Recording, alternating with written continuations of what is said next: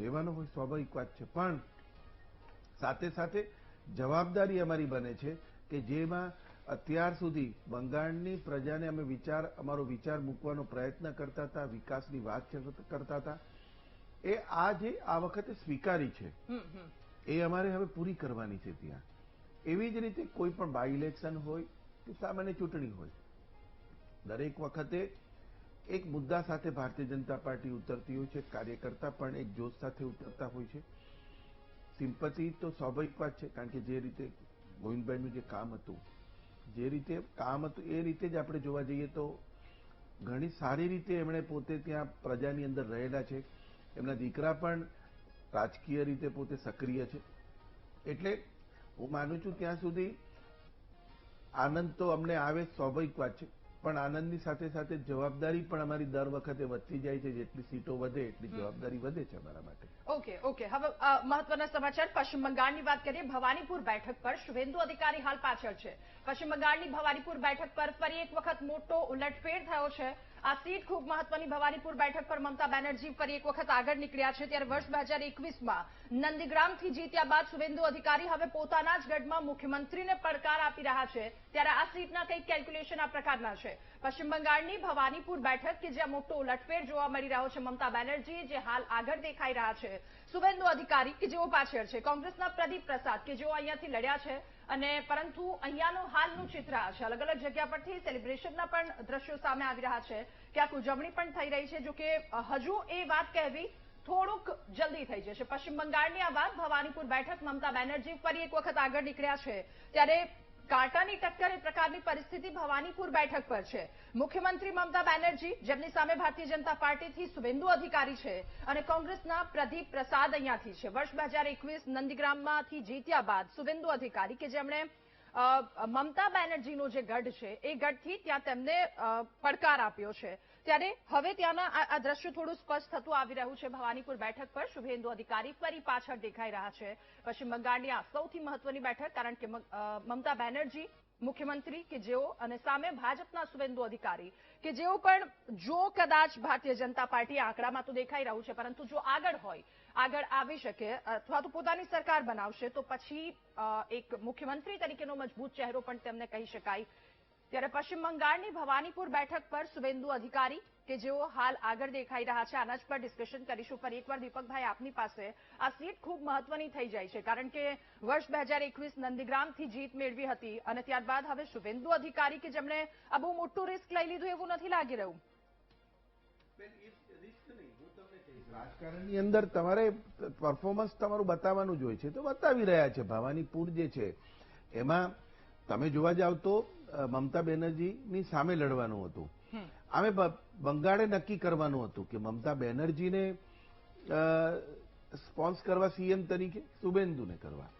જોકે ભારતીય જનતા પાર્ટીમાં તો હંમેશા લોકશાહી પદ્ધતિથી એ થતું હોય છે, એ ધારાસભ્યો પોતે નક્કી કરે, પણ ત્યાંનો ચહેરો પણ એક શુભેન્દુ અધિકારી છે વેસ્ટ બેંગાલનો, અમારા ભારતીય જનતા પાર્ટી તરફથી. તો બે જણામાંથી નક્કી કરવાનું છે આખા બંગાળે. આમ તો પર્ટિક્યુલર ભવાનીપુરની સીટ ઉપરથી અત્યારે નક્કી થઈ રહ્યું છે, પણ આમ જોવા જઈએ તો બંગાળની તમામ પ્રજાએ નક્કી કરવાનું છે કે સત્તાના સૂત્રો કોને આપવા, મમતા બેનર્જીને આપવા કે શુભેન્દુજીને આપવા. એટલે આમ જોવા જઈએ તો આખા બંગાળ માટેની આ એક સીટ કહી શકીએ કે જેની ઉપર બધાનું કોન્સન્ટ્રેશન હોય કે કોણ આગળ જઈ રહ્યું છે, કોણ નથી જઈ રહ્યું. અને હંમેશા એમની જે છેલ્લા 15 વર્ષની જે કાર્ય પદ્ધતિ રહી છે, જે નીતિ રીતિ રહી છે, એ મેં પહેલા પણ કીધું કે જે રીતે સૌથી મોટી કોઈ પણ રાજ્યની જે મેઇન, જેમાં આપણે કહી શકીએ સ્પાઇન, કરોડરજ્જુ, એ ઉદ્યોગો છે. કારણ કે સરકાર પોતે તો બધી જગ્યાએ રોજગારી પોતાને સરકારી નોકરીમાં નથી આપી શકતી, પણ સાથે સાથે ઇન્ડસ્ટ્રી જે એક છે એ પેરેલેક્સ ફાઉન્ડેશન છે, એનું આ છે પિલર છે. તો એવા સંજોગોની અંદર છેલ્લા કેટલાય વર્ષોથી આપણે જોઈએ તો મોર દેન 60-70% જે ઇન્ડસ્ટ્રી છે, નાની મોટી બધી ગણીને, બધી ત્યાંથી નીકળવા માંડી છે. બેરોજગારી વધી છે. આ બધી ચેલેન્જીસની સામે જ્યાં ભારતીય જનતા પાર્ટીની સરકાર ઉપર એમને આશા દેખાઈ છે, અપેક્ષાઓ રાખી છે, અને એ આ બધા મુદ્દાઓને લઈને વિચારધારાથી માંડીને વિકાસની રાજનીતિ બધાની સામે લઈને આજે આખા બંગાળની અંદર હું એવું માનું છું કે ભારતીય જનતા પાર્ટીનો ભગવો લહેરાઈ રહ્યો છે.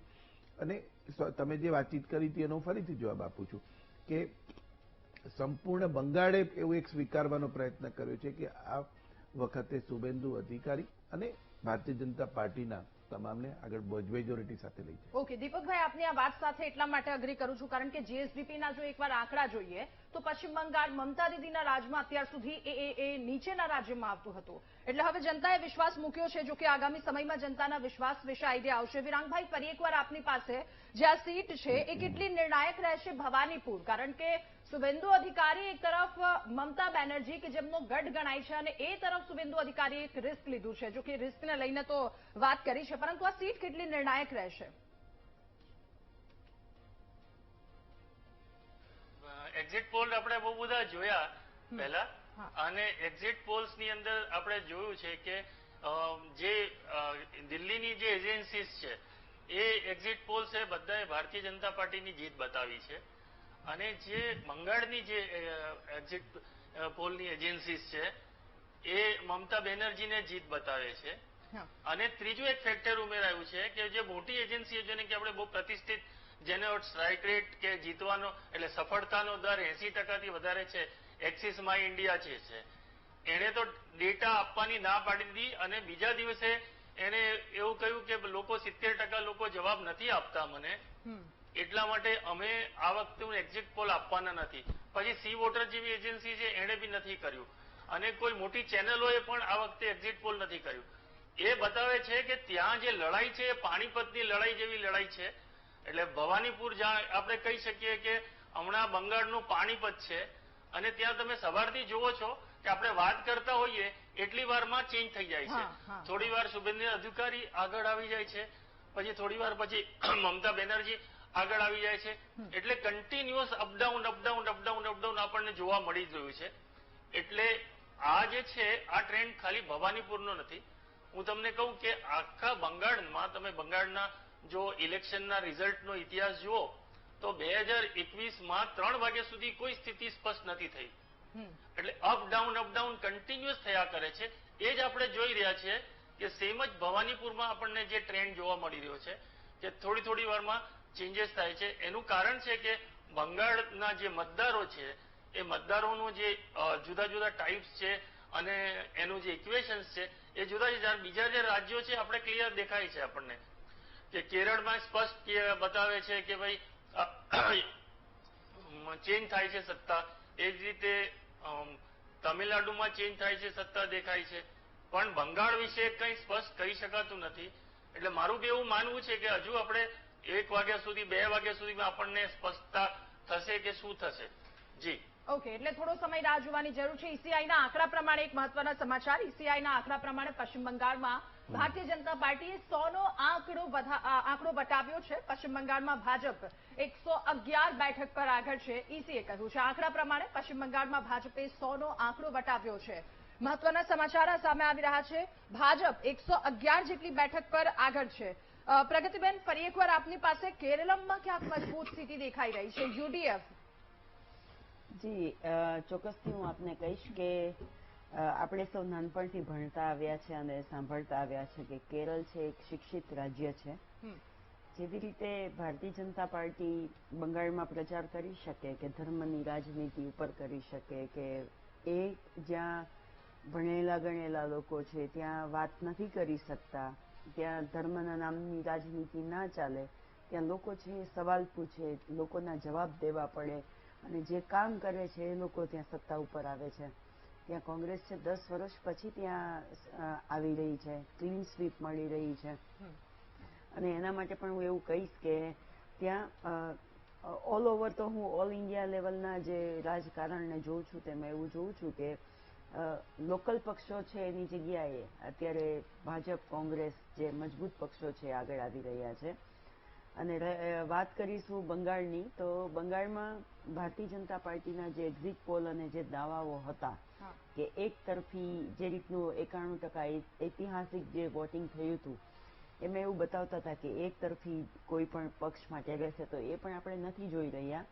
અને એક મોટી વાત ત્યાં અમિતભાઈ શાહે કરી હતી, 2 દિવસ પહેલા ટ્વીટ કર્યું હતું કે બંગાળમાં રાતે 10 વાગે પણ કોઈ મહિલા નીકળશે તો એ સુરક્ષિત હશે. પણ મારે કેવું છે અમિતભાઈને કે તમે ભલે બંગાળમાં મહિલાઓની સેફટીની વાત કરતા હોય, પણ જે ગુજરાતમાંથી આપ આવો છો, જે ગુજરાતમાં 30 વર્ષથી આપણું ભારતીય જનતા પાર્ટીનું શાસન છે, એ ગુજરાતના ભારતીય જનતા પાર્ટીના પ્રદેશ પ્રમુખ જ્યારે એક મહિલાના પાલવની વાત કરે છે ત્યારે તમારી મહિલા સશક્તિકરણની વાતો છે એ ક્યાં જાય છે?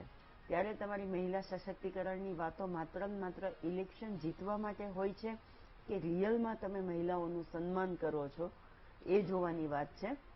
બંગાળની મહિલાઓની સુરક્ષાની વાત કરો છો તો ગુજરાતની મહિલાઓના પાલવની વાત તમારા પ્રદેશ પ્રમુખ કરતા હોય તો તમે કેમ એમને સસ્પેન્ડ કરી અને મહિલા સશક્તિકરણની વાતને નથી બતાવતા?